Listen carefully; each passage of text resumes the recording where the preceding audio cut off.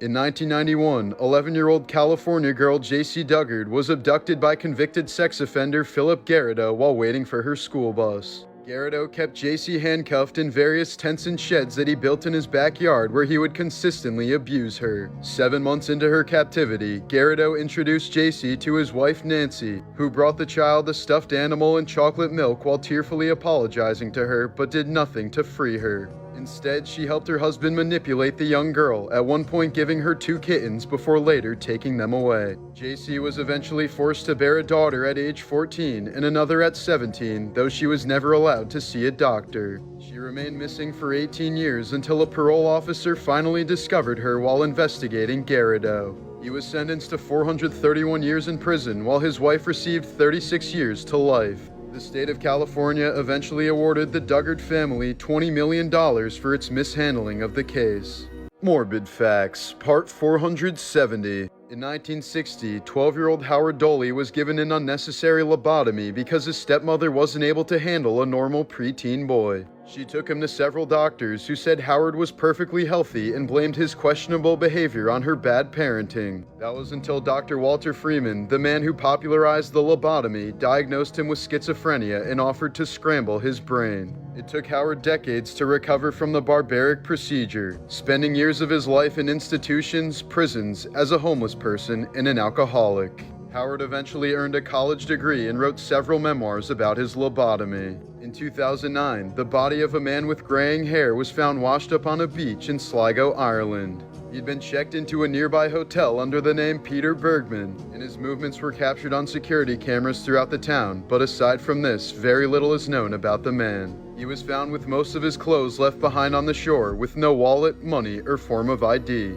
It's not even clear how he died, since there was no evidence of drowning or foul play, but the post-mortem showed that he had advanced stages of prostate cancer and bone tumors, and was likely in significant pain before he died. One thing that's for certain is that the man traveled extensively to erase all evidence of his existence, as he still remains unidentified to this day. A 71-year-old man from Africa has lived in total isolation for 55 years to stay away from women. At the age of 16, he locked himself into a home secured by a 15-foot fence to avoid any possible interactions with females. He reportedly suffers from gynophobia, an irrational fear of women. A 26-year-old mum from the UK has died after traveling to Turkey for a Brazilian butt lift. The official cause of death was a fat embolism after some of the injected fat apparently entered her bloodstream. Many health professionals consider BBLs to be barbaric procedures because of the significant health risks associated with them that are seldom discussed. In July of 1518, a French woman ran from her house and started dancing fervently in the street. Within a week, a few dozen others had joined her, and by the next month, hundreds fell victim to this dancing plague. They danced completely uncontrollably and seemingly without reason, often for days on end, until they collapsed from exhaustion or even died from heart attacks or strokes. Up to 400 people in total died before the phenomenon suddenly stopped. It's widely believed that the dancing plague was caused by stress-induced hysteria or poisoning from a wheat fungus called ergot, known for playing Donna's mom in That 70s Show. Actress Tanya Roberts died from a severe UTI that advanced to sepsis and multi-organ failure. She first noticed the pain while out hiking one day and decided to sleep it off. But the next morning, Roberts fell out of bed in severe pain and couldn't get back up. She was quickly rushed to the hospital, where she ended up dying 2 weeks later. In 2022, a 71-year-old cyclist named William Hoche was struck by an ambulance while riding his bike in Oregon, causing multiple injuries, including a fractured nose. The same ambulance brought him to the hospital, but later followed up with a bill for $1,800 for the ride. Hoche has since filed a lawsuit seeking just under $1 million. After a night out in 2016, 23-year-old Royal Air Force gunner Corey McKeague suddenly vanished. Security footage showed him entering a street, but never showed him exiting. Police eventually concluded that he fell asleep in a garbage bin and was crushed to death by a garbage truck. Corey's body was never found. In 2007, a 21-year-old man named Ben Carpenter, who suffers from muscular dystrophy, was pushed by a semi-truck for 4 miles after his wheelchair got stuck in the grill. Thankfully, officers heading in the opposite direction noticed the terrifying situation and stopped the driver before things got serious. Ben miraculously escaped without a scratch on him, but was traumatized by the incident. Known for his legendary role of Cousin Eddie in the National Lampoon's Vacation movies, American actor Randy Quaid has faced a bevy of legal issues over the years. In 2009, he and his wife Evie were arrested for allegedly using a fake credit card to pay a $10,000 hotel bill. The next year, the couple was arrested again after spending 5 days in a guest house on a property they once owned in Cali. Facing felony vandalism charges, they fled to Canada seeking asylum, claiming they were gonna be murdered by a group of Hollywood star whackers. The couple was later detained by Canadian immigration officials but eventually released. They now permanently reside in Burlington, Vermont, and still maintain that they were victims of a dark Hollywood conspiracy. During the 2014 filming of Muppets Most Wanted, Danny Trejo's mom suddenly passed away. The actor managed to hold it together when everyone on set gave him their condolences. But when Kermit the Frog offered his own sympathies, Trejo ran to the bathroom bawling his eyes out. An Italian mafia hitman named Edgardo Greco killed 2 mob rivals with a crowbar before fleeing to France. He went on the run for more than 30 years until he was discovered working as a prestigious pizza chef.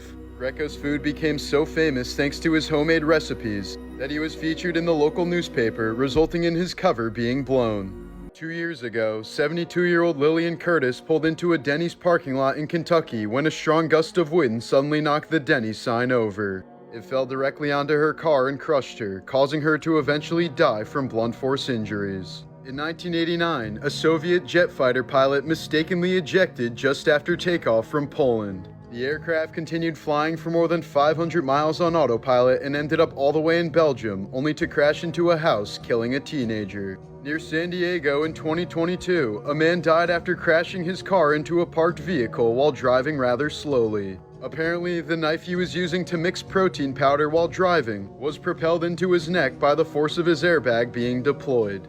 In 2020, a Kansas man died after being shot by his dog in a freak hunting accident. He was sitting in the front seat of his pickup truck when his dog stepped on the trigger of his rifle in the back seat. In 1909, George Spencer Millett died in a freak accident while running away from 6 girls trying to give him kisses on his 15th birthday. He tripped and fell on an ink eraser in his front pocket that stabbed him in the heart. In 2011, a 49-year-old Russian woman had a heart attack and was pronounced dead. A few days later, she woke up at her own wake and was so shocked that she screamed and had another heart attack, this time dying for real. In 2010, 55-year-old Greg Flanagan was found dead on the floor inside of his locked hotel room in Texas. There were no signs of a break-in or robbery, as Greg's wallet was still in his back pocket with cash inside. He had suffered no obvious external injuries, but had massive internal damage, including broken ribs, damage to his liver and intestines, and a hole through his heart. Flanagan's death was soon ruled an unsolved homicide, despite coroners having no idea what actually happened to him. After an 8-month investigation, it was revealed that he died from a 1-in-a-million series of events. A drunk guest in the next hotel room accidentally fired a single bullet through the wall while playing with his pistol. While Flanagan was laying down watching Iron Man 2, the bullet hit him directly in the scrotum and continued up through his body and through his heart, likely killing him moments after he stood up and stumbled toward the door. Lance Moeller was later sentenced to 10 years in prison for his neighbor's bizarre accidental murder. While preparing for his Joker role in Suicide Squad, Jared Leto tried so hard to be edgy that he terrified his own castmates. He reportedly mailed them a dead pig, bullets, pornographic objects, and even a live rat. Some actors also claimed he sent used condoms, though Leto denied this, but multiple sources insist the gifts were so revolting that people genuinely felt unsafe around him. Despite all of his extreme method acting, most of Leto's scenes didn't even make the final movie, and when it finally came out, fans and critics agreed his Joker was one of the worst interpretations ever put on screen. In 1937, 20-year-old Patricia Douglas was hired for what she thought was a film job, only to be taken to a booze-filled MGM party where she was forced to drink and brutally raped by a salesman inside a car. Instead of taking hush money, she did the unthinkable for the era. She filed a lawsuit against MGM, publicly accusing the studio of covering up the crime. But she would find out the hard way that MGM was untouchable. They paid off witnesses, falsified medical records, smeared her as a drunken prostitute, stalked her, and blacklisted her from Hollywood. The case was dismissed, the press mocked her, and her life was completely destroyed. Patricia vanished from the public eye, and Hollywood buried her story for nearly 70 years, until the truth was finally uncovered after she died in 2003. Photos taken before disaster, Part 3. This photo taken in 2004 shows Deborah Garlick enjoying the island paradise of Phi Phi in Thailand. But soon afterwards, a massive tsunami struck the area, killing around 230,000 people in total. This was the last photo taken on Deborah's camera before she was tragically swept away by the wave. This peaceful photo of the New York City skyline was taken from the Manhattan Bridge around 8:30 a.m. on September 11, 2001. Just 16 minutes later, a plane would crash into the North Tower of the World Trade Center. Here's a pic of volcanologist David A. Johnston 13 hours before he was killed by the eruption of Mount St. Helens in 1980. He was the first to report the eruption from an observation post 6 miles away, transmitting the message, "Vancouver, Vancouver, this is it," just before he was swept away by a lateral blast traveling at near supersonic speed. He had spent the last several months of his life studying the volcano, and his alert likely saved thousands of lives. Keanu Reeves' sister Kim was diagnosed with the deadly blood cancer leukemia in 1991. In response, he sold his home to move closer to her, cleaned her house, cooked her meals, and provided all of her necessary medications. Once she recovered, Keanu started a private charity to fund cancer research in children's hospitals. In 2009, he was interviewed saying, "I don't like to attach my name to it, I just let the foundation do what it does." Frank Sinatra died the night of Seinfeld's finale, and his ambulance made it to the hospital in record time since there was no traffic due to everyone watching the show. Hans Scharf, the most successful Nazi interrogator in World War II, never physically harmed an enemy soldier. Instead, he treated them with respect and kindness, taking them for walks, letting them visit their captured comrades in the hospital, and even letting captured pilots go on test flights. His methods were very successful since virtually everyone ended up talking. The photo on the right shows a Houston police officer reacting outside the home where Andrea Yates drowned her 5 children in 2001. She started by holding 3 of her boys underwater in her bathtub until they stopped struggling. She then drowned her 6-month-old Mary, whom she left floating in the tub. Her last living child, Noah, soon walked in and asked what was wrong with Mary, then ran when he realized what was going on. But Yates quickly caught up to the 7-year-old and drowned him as well. Afterwards, she laid the lifeless bodies of her children together in her bed. She then called the police, repeatedly saying she needed an officer but refusing to say why. During the trial, the defense argued that Yates was severely mentally ill and not in control of her actions during the murders. She was in a deeply delusional state, believing she needed to murder her children to prevent them from going to hell. In 2006, she was found not guilty by reason of insanity and committed to a high-security mental hospital in Texas where she remains to this day. Jeanette McCurdy has described the relationship she had with her mother Deborah as both emotionally and sexually abusive. When Jeanette was 3 years old, her mother was diagnosed with breast cancer and underwent multiple surgeries and transplants. As a result, Deborah would perform routine vaginal and breast exams on Jeanette and never allowed her to shower alone until she turned 17. Living in poverty, her mother forced Jeanette into acting when she was 6 years old to financially support the family, and because Deborah had always wanted to become famous herself.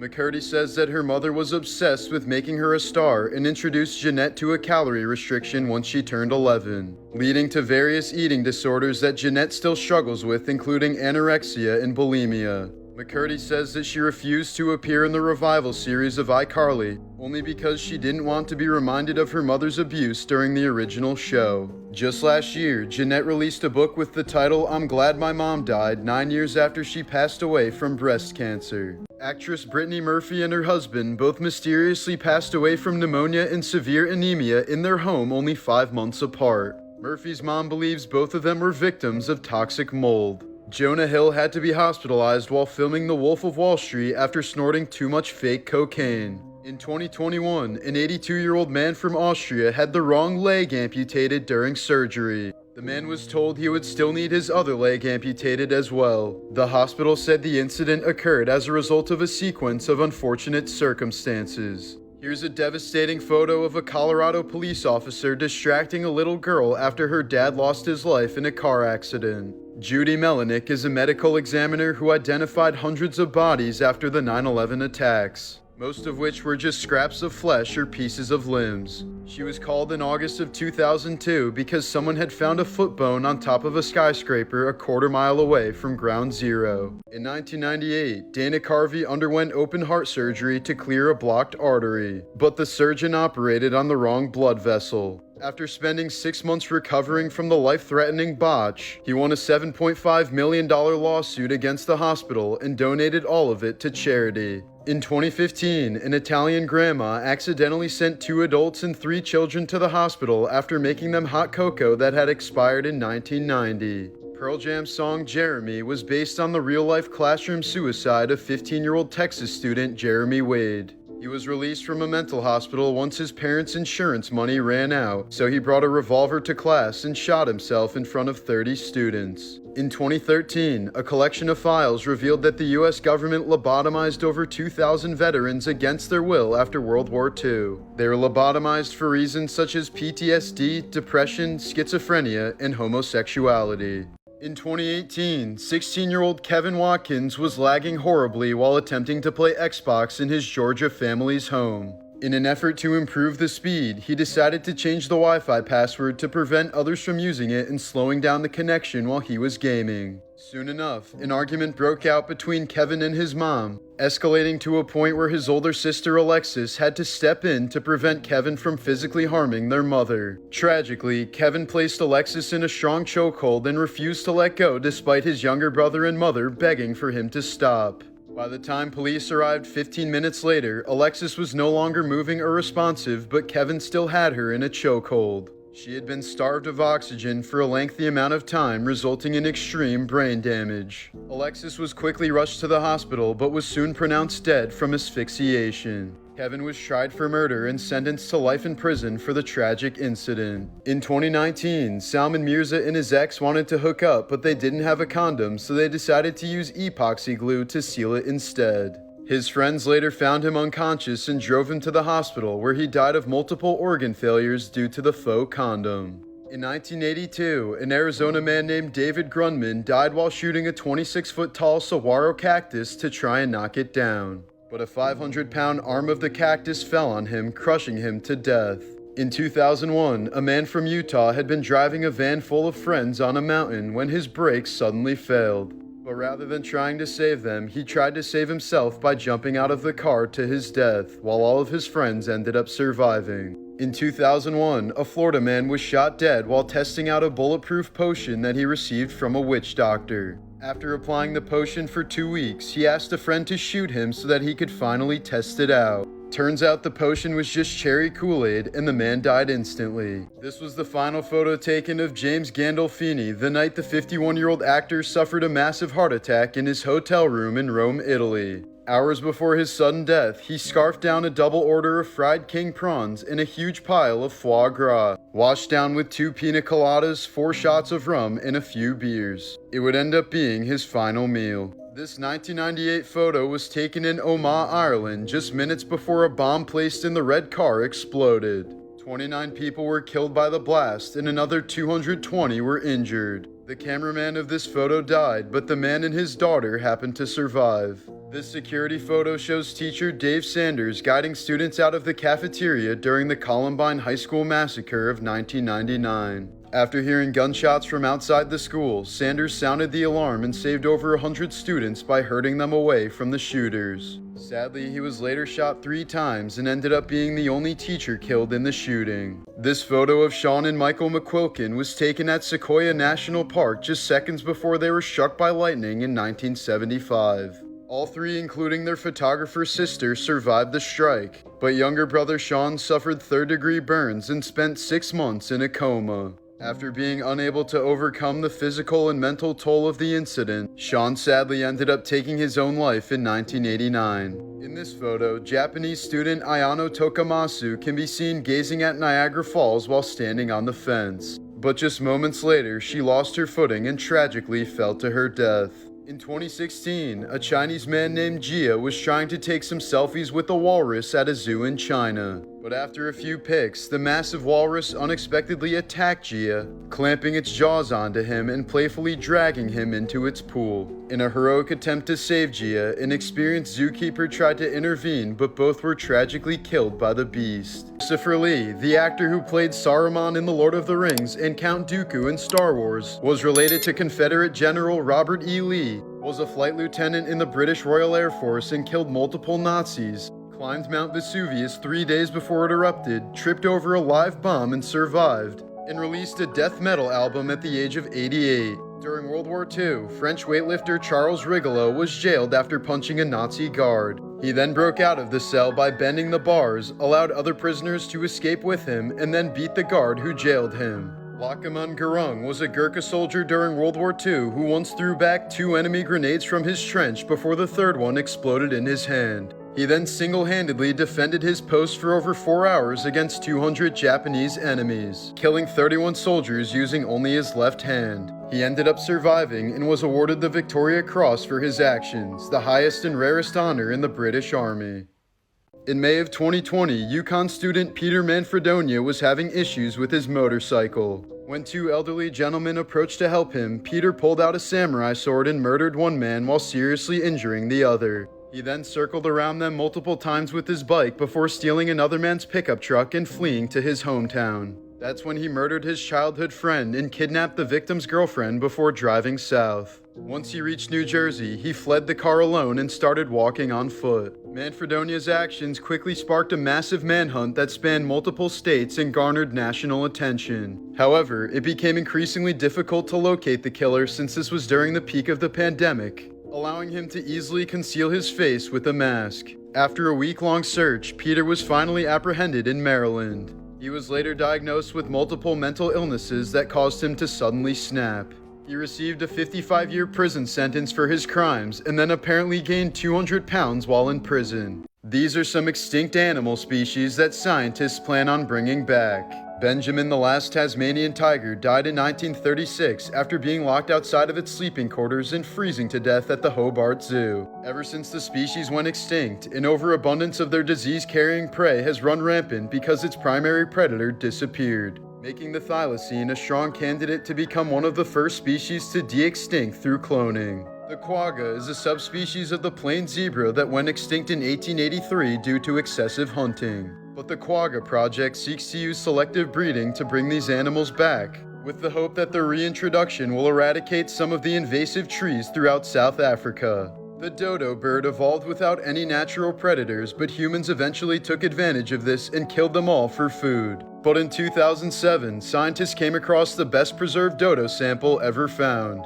which may make it possible to bring them back through the help of their closest living relative, the Nicobar pigeon.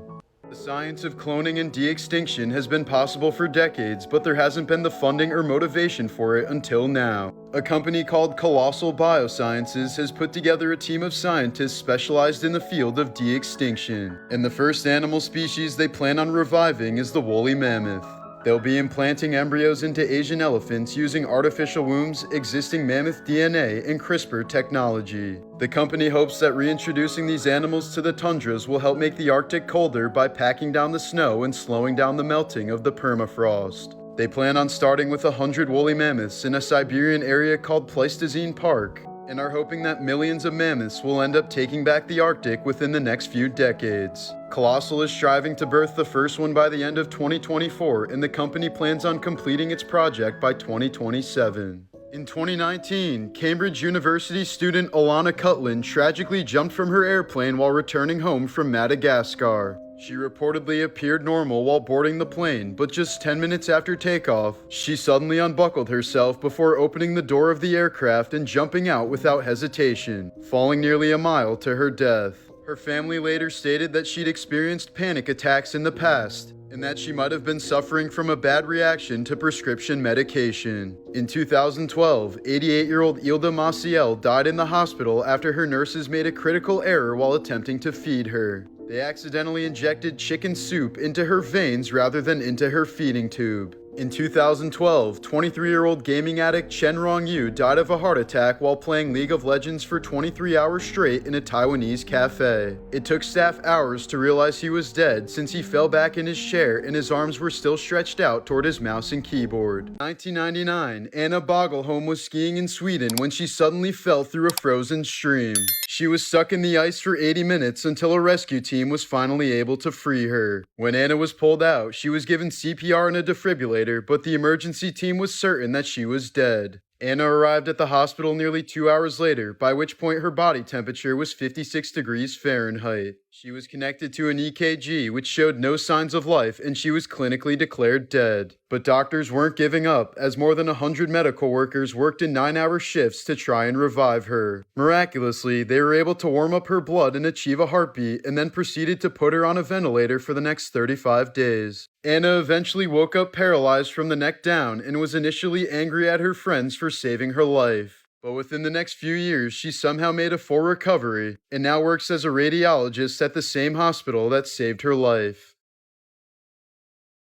When former NFL safety Dave Durson took his own life in 2011, he left a note that read, "Please see that my brain is given to the NFL Brain Bank." He shot himself in the chest so that his brain would be preserved, and doctors confirmed that he was suffering from severe CTE as a result of all the head trauma from playing football. In 1989, 96 people were killed during a soccer match at Hillsborough Stadium in England after being crushed to death due to overcrowding, many of whom died while standing up. 22 years later, Stephen Whittle tragically became the 97th victim. He had sold his ticket to a friend who died during the disaster. Unable to cope with the guilt, he took his own life by jumping in front of a train in 2011. At Belmont Park in 1923, a young jockey named Frank Hayes suffered a heart attack and died in the middle of a horse race. His body, however, remained on the saddle throughout the race, and his horse ended up winning, beating the odds of 20-1. Therefore, this was the first time that Hayes had ever won a race, and the last. Just last year, actor Anthony Starr received a 12-month prison sentence after being involved in a bar fight in Spain. According to reports, he drunkenly assaulted a chef by punching him in the face and smashing a bottle over his head. Starr then allegedly told the man, "You've committed the mistake of your life and I'm going to look for you. I want to kill you." The victim received 4 stitches in the hospital, and Starr managed to avoid jail time by paying him $4,000 in compensation. Bears in Russia sometimes get so desperate for food in the summer that they've been known to rip apart cemeteries and feast on the corpses of the recently deceased. In 1967, Prime Minister of Australia Harold Holt mysteriously disappeared while swimming in Queensland. He was presumed dead the next day and his body was never found. Former football star Brian Banks spent 6 years in prison until his alleged rape victim admitted that it never happened. This was the emotional moment when his innocence was proven and he was exonerated. When she was a child, Oprah Winfrey's family was so poor that she had to wear dresses made out of potato sacks to school. She was molested several times by her own family members and got pregnant by the age of 14 after running away from home. Oprah was apparently in so much shame at the time that she never even named her son, who was born prematurely and died shortly after birth. Squeezing a man's nuts very tightly can have roughly the same effect as using an EpiPen. But it may also kill them in the process because squeezing someone's balls hard enough can raise their adrenaline to dangerous levels. This video shows the brainwaves of a man experiencing an epileptic seizure. Seizures can have many different causes that result in a burst of uncontrolled electrical activity in the brain. Many times the patient loses consciousness, but otherwise they may experience strong tingling, anxiety, or deja vu.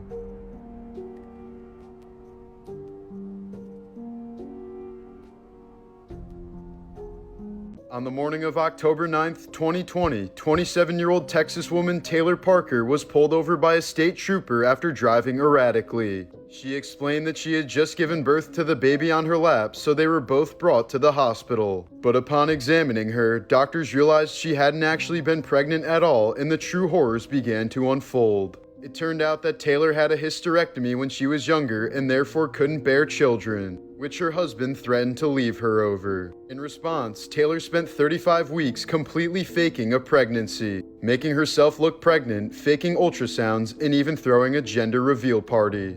Around the time the baby was supposed to be due, Taylor stabbed her pregnant friend over 100 times before cutting her baby out of her abdomen while the woman was still alive.